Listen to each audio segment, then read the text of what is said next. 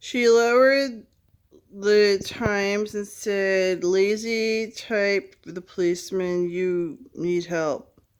"Silly do," said Henry, surprised. "Lazy type," repeated the bishop very distinctly. "Policeman."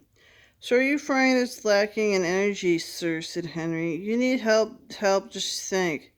Trying to, like most people coming into the contact with the emancipable family for the first time, Henry had the impression of struggling through cotton. Help, what sort of help? What is asking you? Very ingenious, I think." Henry gave up. "Afraid I don't understand, sir, what you... And aid," said the bishop. "Aid. Aid for Boogle land, you mean?" "Aid, AID. You start with the three-toed South American sloth. I beg your pardon, I should have told you sooner. 3 letters."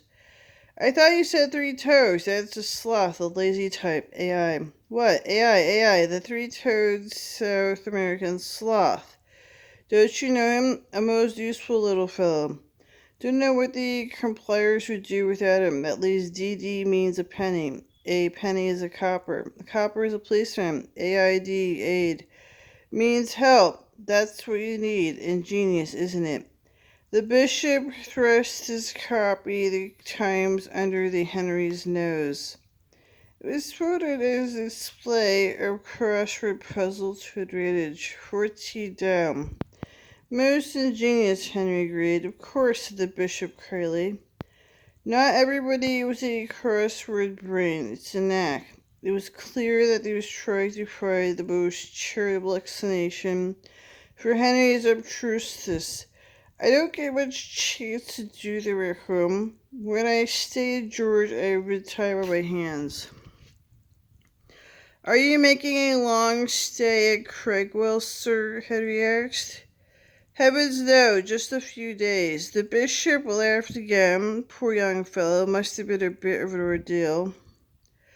"But we're not so bad when you get to know us, the family, I mean, not the head. Was different, little kettle of fish. You never knew my father, did you?" "I'm afraid not." "Remarkable old man."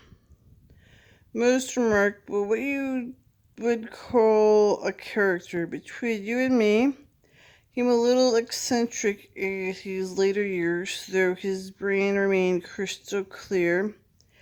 Right to the end. He was 82 when he died." "That's a very good age," said Henry.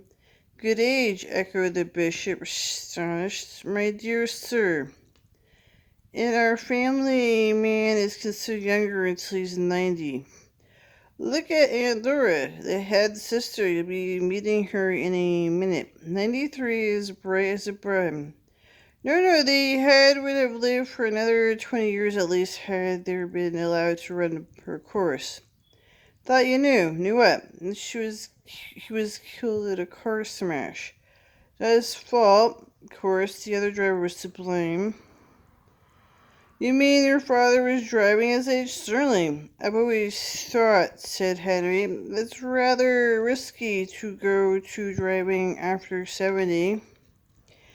Goodness me, what a bizarre idea. The head didn't learn until he was 75. He was the most remarkable driver." "Can't imagine that." Henry was thinking of the portrait in the hall.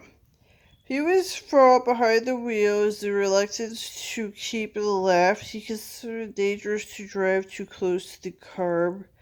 Preferred the middle of the road where he felt safer. After all, he frequently pointed out as a taxpayer that his highway was his property. Unfortunately, this point of view was shared by his greatest friend, old Arthur Pringle, who was the head solicitor on the occasion. Apparently,